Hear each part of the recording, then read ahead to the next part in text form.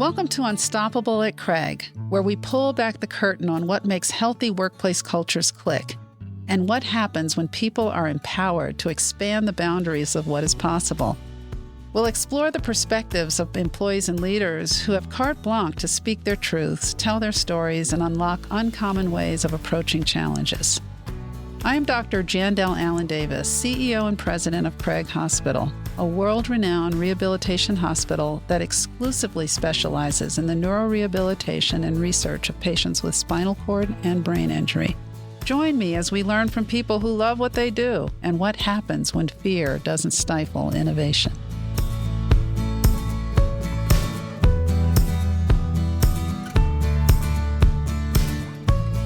I could not be more excited to be here, getting to do this particular conversation with my dear, dear friend, Ryan Heckman, who I met in one of the most unusual of ways when Governor Hickenlooper was our governor, and the two of us were exploring what public service would be like. And in different ways, I think we both figured out we could do a lot more from the private sector, but we'll get into that. Ryan, welcome. Thanks for making time. I am excited to be here. Thanks. Ryan, I think it'd be really great because you have had a really, I'd say, this may sound big, but storied career, but also such a dynamic and unique, but in some ways, that's what makes it storied and cool sort of path over time. And I just love it, just to sort of contextualize this great conversation we're going to have.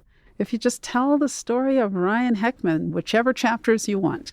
I grew up in a really small town in Granby, Colorado, which was small and probably small then in 1982 and even smaller probably today.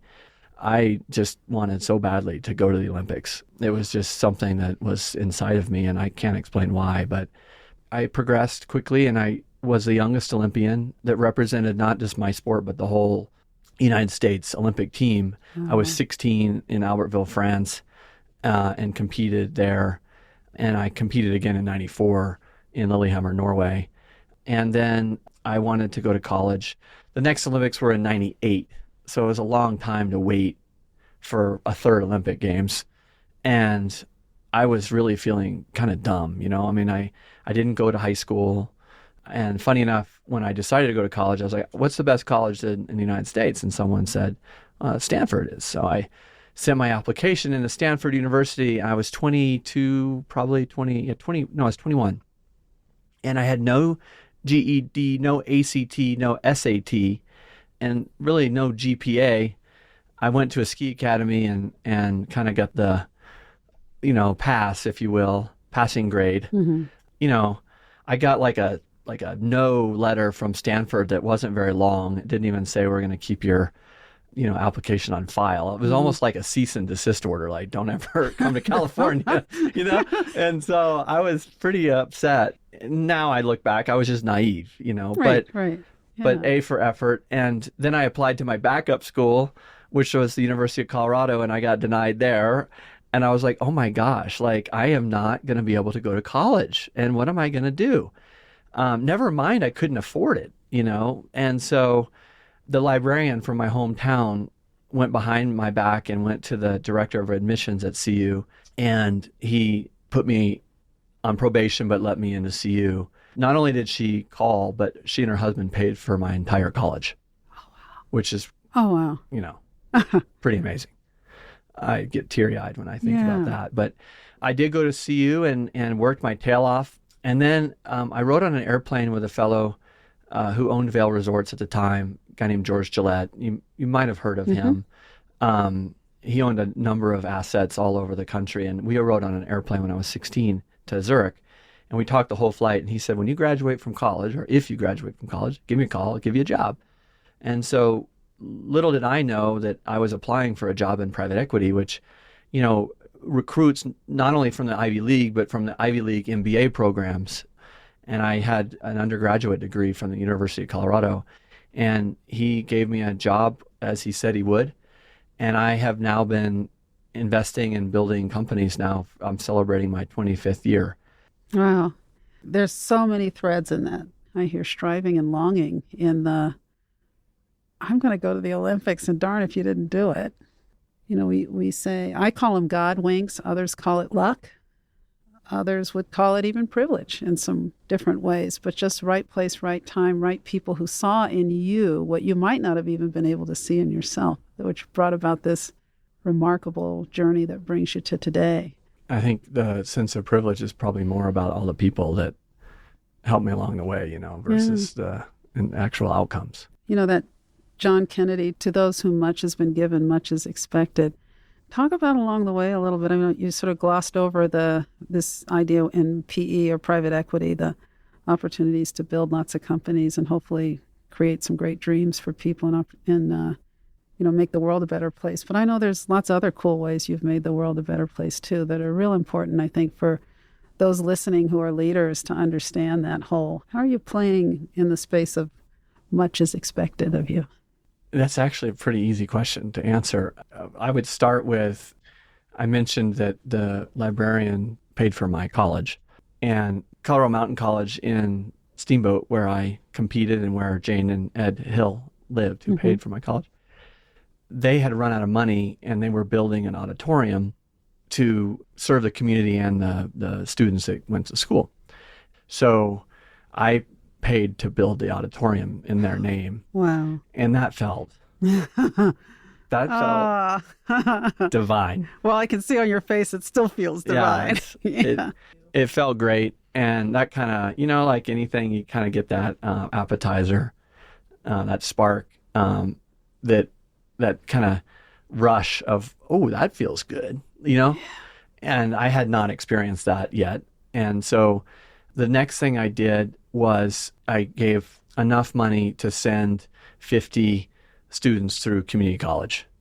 And it so happens that most of the community colleges in the state are located in places like Granby, whether you're talking places like Sterling, Colorado or Rangeley, Colorado. And then I was thinking about like, what else could I do? And so I started a leadership development foundation called CiviCO. It provides leadership and training and development to the for-profit, the non-for-profit, and public service employees and leaders. And we do that work all over the state. And it's really meant to help people move from career aspirations to becoming a community leader like you, Jandel, and George Sparks, and many of the folks that you have on this podcast. And so that work has really consumed me over the last 10 years and has been maybe even better than those first two examples I gave, because it's more, I guess it has more legs to it. It's not like a one and done. Yeah, exactly. Yeah. So that work has been great. And I say that it's given me a lot more than I've given it. The work that I get to do in the community has given me a particular lens to say that we can do private equity much differently. I can do it differently, and I can do it in service to others as opposed to being a profiteer, if you will. I think I serve on the Federal Reserve Bank board, and I said the story in healthcare today is mergers, acquisitions, divorces, and PE. And that is so funny. And it's at least in Colorado for sure. We're in some. You can get whiplash watching the changes that are happening in the market. And the reality is, we don't talk about M&A as the evil whatever, but there's a good and a bad side to that. There's a good side to that time where it's time to sort of separate, as we're seeing in a couple of big systems here in town. And I'd love to have both sides of PE. To say private equity is bad is a little bit like saying banking is bad, or getting a loan for your house or a mortgage is bad. It's just private equity is a source of capital at the end of the day. It's an enabler. And if you don't have enough debt or your own money, you got to get it from somebody. So in essence, a private equity fund is like a lender or a bank, and you're going to them for a loan that's probably due in 5 years. And with that loan, because it's very risky, the private equity firm wants a say in how the money is spent. Now, the problem with private equity is oftentimes private equity professionals have never run a business. And so they want to have say on things that they're not competent to opine upon. And that's where it probably gets a lot of the bad rap, is kind of this ivory tower, backseat driving, profiteer. And so, it's very easy, I think, to rip on the industry, but I actually don't think it's the function. I think the function is is what it is. Yeah, we did a podcast couple back maybe on polarities. And I sometimes find myself in the midst of that, and it's really hard as a physician to be in the midst of that, where you've got the tension between a business to run, and we don't like to think about healthcare that way, but it is, and this amazing, wonderful thing we get to do, and it is this sacred trust of taking care of people who need us in a way that nobody wakes up in the morning saying, I think I want to be a patient. And I've said, I don't have in this role the luxury of saying one's more important than the other. We've got to balance that, the care experience, the quality, got to look at all the things that are going on externally. We should not be ashamed or embarrassed about profits. We should be able to say it, or in the case of nonprofits, we talk about margins, although it's still profits. It's just what happens with them. And is there the opportunity to raise all boats, including what shareholder value looks like if we think differently around the products we sell, the people who help us deliver those products, and the people who are upstream providing all the things we need to deliver the products. So it's I know it's doable. I get to see it every day in this place called Craig Hospital in some ways that I never would have dreamed possible. So yeah, I think that you're hitting on something really big and talking about the sitting at the table, I suspect fighting, not in any conflict is part of how you balance those two poles. But I'd say healthy conflict based on values and principles. Talk about yours. Yeah, I wonder, I think a lot of careers sadly have been maybe ruined, or people, have maybe been even terminated from their organizations for what they say. But a lot of more organizations, I think, have been ruined because of what people don't say. Yes. Right? Like there's Amen. this weird, yes. There's this weird thing where it takes a lot of courage to be disagreeable as an individual. And if you're in an organization that doesn't incentivize that, then the organization gets the detriment, over time. I mean, some of the worst organizations I've seen, as because that's what I do for a living, is buy great organizations, and for every one I buy, there's probably 20 that we don't. Yeah. Well, those other 19, I would say one of the common traits of a bad organization is all the things that aren't said in a meeting and all the things that are said outside of the meeting. Yeah. That's some meetings outside of the meeting. As leaders, I think creating that safe environment, as you said, to encourage dissent is kind of one of those like secret sauces that's right under our nose. But like a lot of things is easier to say, but harder to do, I mean, there's a lot of social pressure on employees and leadership teams to be liked. I mean, I think it's safe to say that one of our incentives when we come to work is to get paid for the work we do. And we like to be respected and appreciated. And sometimes if you're disagreeable, you lose the opportunity to be liked. And I don't think any of us like to feel that way. So, I always look up to leaders who kind of come at discussions like we're describing with this great sense of curiosity and respect for the dissenter's view, and actually like reward people for those dissents. Now, it doesn't mean you have to agree with them. Right. When people do that, team members here do that, I thank them. And they know my door is open. They can say anything to me. And in fact, someone reminded me of something that we hadn't done, and it's work that we have to do. So there was a scramble at the end of the week to get something out, and to get a thank you back from the team member saying, it's just so nice to be able to raise issues with leadership and have them, answered, and to be not just responded to, okay, but to do something about it. And I think you actually my belief is you end up creating more engagement and more people who are going to actually keep your butt out of trouble, if you want to know the truth. Because there's somebody somewhere, we learned this in patient safety work some years ago for Kaiser Permanente. And I mean, to think that airplanes literally have fallen out of the sky because people were afraid to say you're running out of gas. I mean, and those are the stories from, sort of the airline industry of old, that as they really started viewing themselves as an ultra-safe industry, the big things they had to do weren't the technology. It was really this stuff. It was this ability to speak your truth to anybody, to stop the line. There's this His name was Professor Root. I saw that on the slide. When armed with the same information, we're likely to come to the same conclusions. Oh, that's a good one. And I love that his name was Root. Get to the root cause of stuff, and there you go. So very clever name. Just really a beautiful way of putting it. Jandel, I find when I have a dissenting view, there's a certain amount of courage that someone has to have to give the dissenting view. But then there's the other side, which is, as a leader, I feel uncomfortable, or I guess like fearful I'm going to discourage them if I don't agree, or I don't move forward with the path that they've recommended, that might be in contrast to the one that I think is right. What is your inner voice when you know someone is pounding the table on something you just know isn't right, but you want to encourage this willingness to engage in a healthy dialogue, but you know you're going to say no? Right.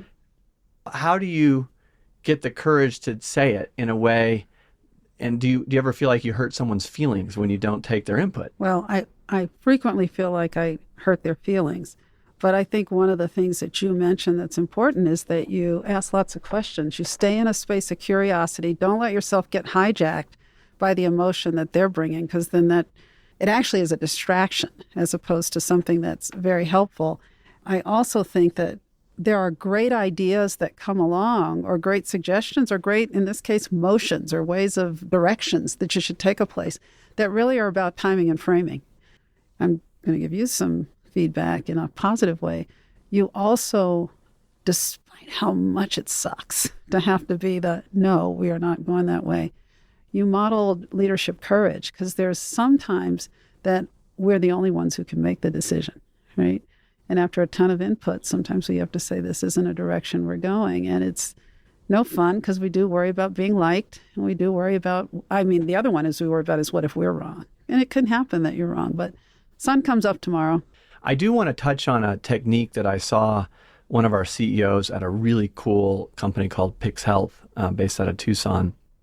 Her name is Cindy Jordan, and she's a thought leader in the field of loneliness and social isolation. And she has an app that gets delivered to patient populations all over the country on behalf of payers. She actually created a culture committee. Cool.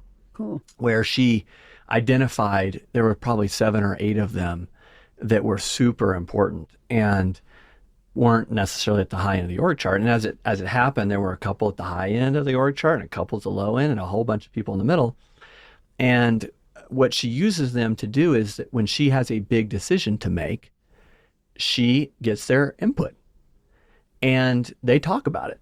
And then she takes that input into consideration. She asks them questions like, if we're going to do this, how would it be best received in the organization? And so it gives her like this very deliberate sounding board. And then a side benefit is a sales force, if you will, for change. Yes. And the reality is that you need a sales force within your organization at all levels to champion that change. And what she's done through this culture club is created a sales force for her to get a bunch of stuff done that may or may not have been as popular without that sales force. What's beautiful about that is a few things. One, you talk about influence, which leadership, I say leadership is basically this idea of using influence to get stuff done. So beautiful example of using influence and using those informal networks. Talk about strategic as all get out. You talk about lifting others up, which I think is one of the other really important things we do. The skills that she is growing in those people who don't have titles that'll either serve that organization or they'll go on to serve others just through, first of all, when you think about Gillette saying, call me when you're through college, or the angels, when I think about that, have been in my life along the way, they see in us things we can't see in ourselves. When the call comes to do X, Y, Z, I remember when Jack Cochran, who was the executive medical director, no, he wasn't at the time, his plastic surgeon, was on the board of the med group, called me. I didn't know he knew who I was. I'm just OBGYN doing what I do, which was working super hard, and said, you need to run for the board of the Permanente Medical Group. It's like, I knew his name. I knew, my little voice is like very important. And I said, me? And not only did I run with that sort of little tiny thing, go for it, but ultimately chaired the board of the medical group for a time. And then all these other sorts of opportunities come along. So there's also that. And out of all of the things, she gave more than she got. Yeah, she got her message out. You get you use your informal networks. But what she gave those people around that sense of, I matter, I am significant, my contributions mean something. And I'm going to say much better things about this organization outside of this room because of the opportunities given. That's leadership, in my view. That's real leadership. And I love to do that here. I actually like dissenters. I don't like cynics. And I remember the phrase, encourage dissension, but challenge cynicism. You really should. And you can see it. You know the difference. But I say bring it. I get better because of it. And it takes the ability to call yourself, you dumb, what, if you miss the thing, if someone tells you, or, at 2:30 in the morning to say, thank God people know that I cannot possibly see, know, hear, or do everything. And then we have to remember that we can't see, know, do, or hear everything. And that it is a massive village that allows us to build great organizations. Well, and behind every one vocal cynic, there's probably at least 10 to 20 that just don't have the courage or the guts to say it. Yeah. And so, it's sort of like the canary in the mine. I could be the Dan Ritchie of healthcare. Just keep working and working and working, even though my husband would prefer I didn't, because I love work. It fills me up in ways that are equal to the things and the passions I pursue outside of work.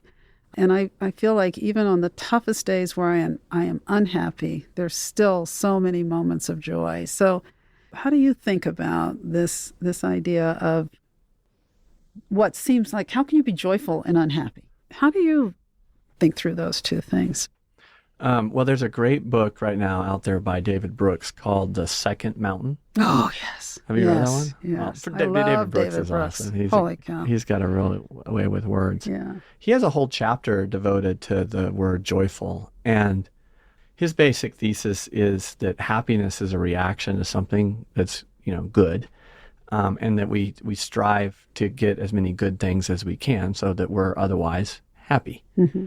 And it's a rather diminishing way of looking at the world because you're hoping good stuff happens to you when you wake up in the morning. Joy, on the other hand, is a state of mind. It's a state of being. It's in your control, most importantly. When you wake up in the morning, it's like, am I going to be full of joy today? And am I going to share that with other people? I think it might be like the most, if I had to pick one characteristic that has the biggest return on investment or effort, I would say is choosing to be joyful when you wake up in the morning. It just so happens that spouses otherwise prefer to be with a joyful spouse. It so happens that employees like to be in a joyful organization. It so happens that people want to do business with joyful people. When you're recruiting, it's important. And at the end of the day, the joy you give ends up being the joy you receive from other people. And if you give it, you'll get it in return. And David Brooks does a wonderful job of talking about the state of mind part of this, and that we can all choose to be joyful, but we don't get to choose good things to happen to us so that we're happy. And so when I think about a joyful organization, I was taught that there's three things that most employees want from their organizations that produce a joyful one. And one is, real relationships, connection, and not over football necessarily, although that's fun to talk about. Mm-hmm. What connection means in this context is knowing that what matters to Jendel matters to Ryan. Yes. And that that, Jendel, like what matters to you matters to me. And vice versa, when I know that what matters to me matters to you, that is the ultimate form of a relationship and a connection. And that's at the organizational level as well as the interpersonal level. So that we could call disconnection or relationships. The second one is helping everyone in the organization feel like they had an impact. Yeah. When they go home at night and they're driving home, they can think of one thing that they did that left an imprint on the day, whatever that may be, and that they're seen for it, that they're recognized for that impact. I think that's a big one. And the third one is, personal development. Does the organization, give chances to me to grow? In other words, am I a better version of myself every year that I'm at Craig Hospital? Now, you get to cheat a little bit on this one, Jendel, because your patients, and I'm sure their caregivers, love on your team a lot. But that's unique. Well, I should also add the tough part of that is long hours and tough duty, what your employees do. But they get a lot of emotional juice out of it. It's not so in other industries. And so finding ways to give employees a chance to become better versions of themselves when they're at your organization. If you can hit all three of these things, connection and real relationships, helping people feel like and be recognized for the impact that they have every day at all levels of the org chart. And then the third one, for growth. Yeah.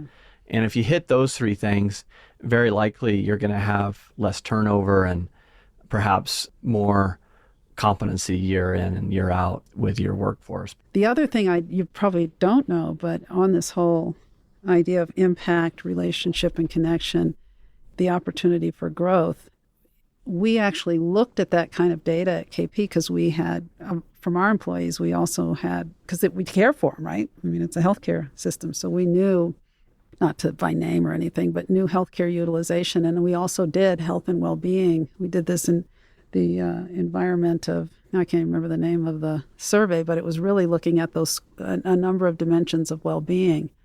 And the places that had a higher sense of well-being also had higher employee engagement in that, and interestingly, lower healthcare utilization. Wow. So we have way more, those are those unseen ways that toxic workplaces literally eat at our physiology, eat at our health, eat at our sense of well-being. So it all does tie together. And I think people can think of this word joy through mushy lenses, but I don't think of it way. I walk around this hospital and I see joy. I don't always see happiness. Nobody wakes up in the morning and says, I think I want to go to Craig.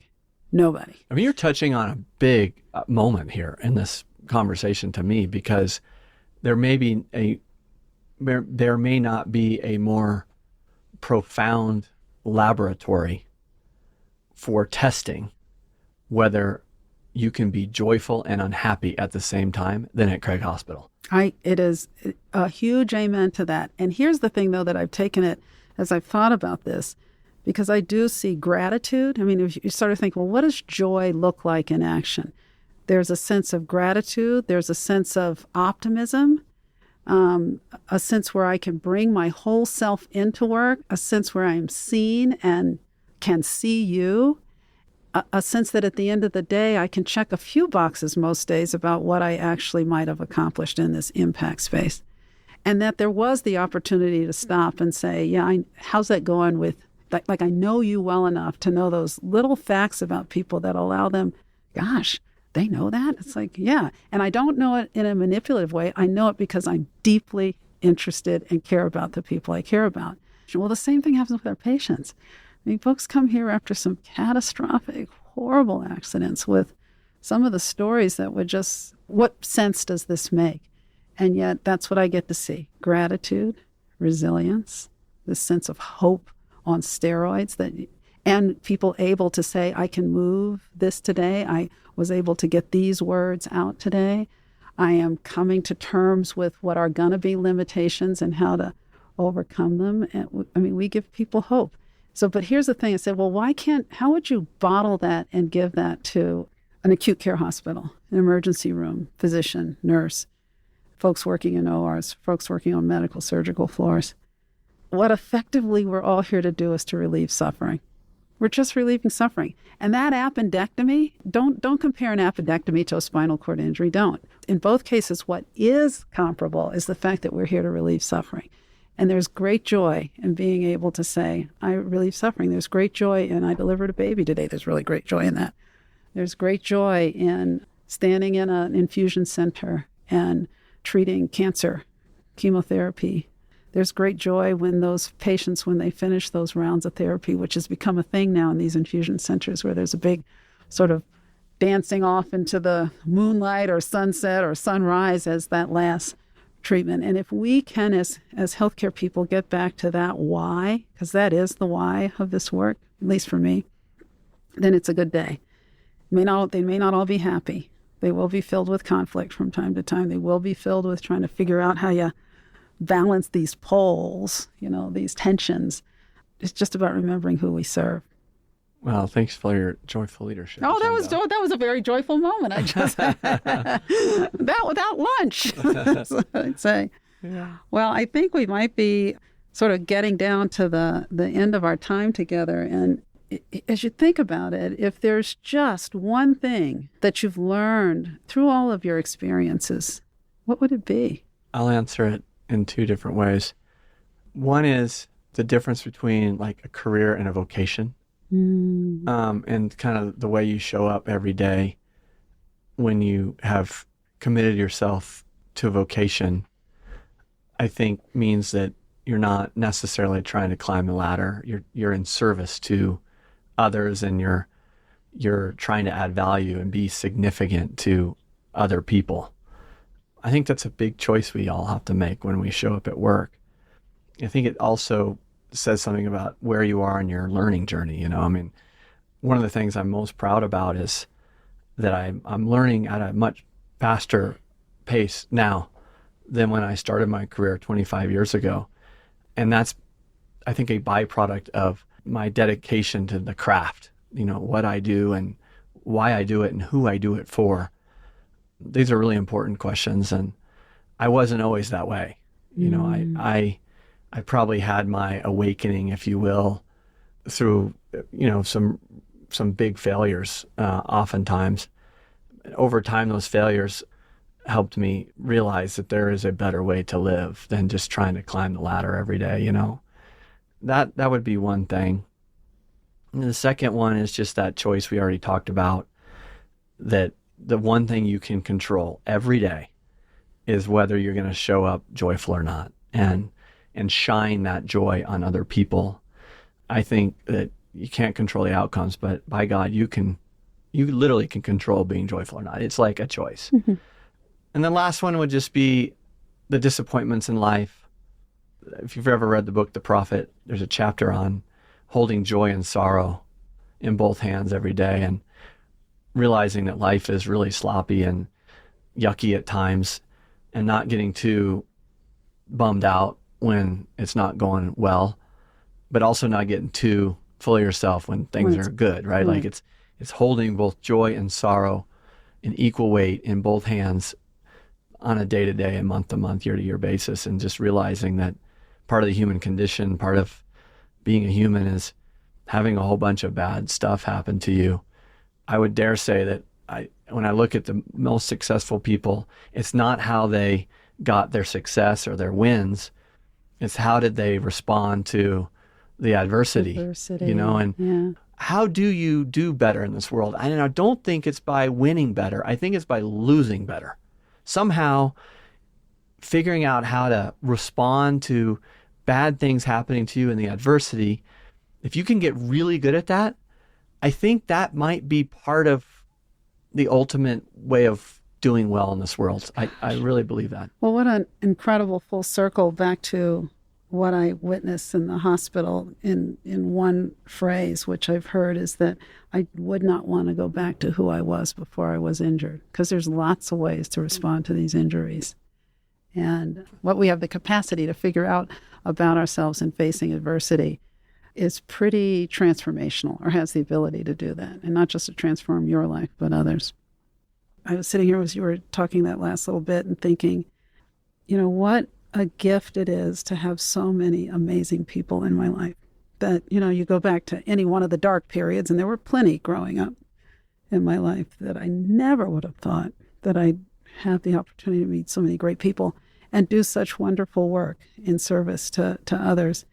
That's why I work as hard as I do, because it's a gift. And your poor husband. you are going to Dan Ritchie him. I'm going to Dan Ritchie the poor guy. I'm sure he knew that when you got married. I'll make sure he listens to this Unstoppable episode because he'll hear at the end, dude, I kind of like to work. It's I like to garden. I like to do the art. I like to do all the other wonderful things I do outside of this place. But I love service and the chance to meet and connect with people doing great things, which you are doing. So keep surprising us. You're a model to so many who much has been given. Just to remind them, much is expected. So thank you. My pleasure, and it's been a wonderful, wonderful opportunity. In reflecting on this time together, I'm once again struck by how many absolutely incredible leaders we are blessed to have in Colorado, doing work big and small. But if there's a theme that runs throughout the work, it's this idea of having the opportunity to give back and to do your best and to dream big, and actually to dream bigger than in ways that you didn't even think possible. Starting this conversation with Ryan Heckman, my dear friend, who comes from pretty humble beginnings and has managed to not just thread a needle, but to do great work and also still view his accountability and responsibility and desire to give back, whether it's repaying in a really amazing way, paying it forward, the folks who provided a college education for him, or giving college tuition for 50 kids to be able to finish community college. And this out of financial benefits that he received that could easily have been in his pocket and stayed in his pocket, that he chose to do these really big ideas, big ways of giving back is really remarkable. So starting there and then being able to say that the things that employees or team members want more than anything else is the ability to know that they are having an impact, that the fact that they came to work, that they showed up, made a difference, and our accountability and responsibility to make sure that they know that they had an opportunity to grow and develop and stretch and be their best selves. Ryan's story also beautifully articulates how you can, in service to doing a work, which is in the case of private equity, providing a funding stream, can turn that around. And it doesn't have to be a negative, that it really is about how you choose to show up and how you choose to engage in the work. I so appreciated his courage and being able to call out the parts of his chosen profession that aren't going well or that are the ugly parts of it. And we have those in healthcare, and we have those in banking, and we have those in construction. We have those everywhere. And in the end, what he said, which I think is just amazingly important, and there was a clarity about that we all can embody, is this notion of choosing. You can choose to do good or choose to be bad or not do good. You can choose to put your employees and those you serve first, or you can choose another way. But probably the most important thing I heard today is that you can choose joy. And if there's anything I think I've learned over this long, long career and hope to continue for a lot more years, is that I always choose joy. And that motivates me and carries me through tough days and has me soaring through the good ones. And there's far more of those than there are the tough days, and that's in no small part because I have chosen to live a certain way, and I hope you as leaders too feel the encouragement that you can do it too. So I want to thank you once again for spending some time with us on the Unstoppable at Craig podcast. This is Jandel Allen Davis, and until next time, be well and choose joy.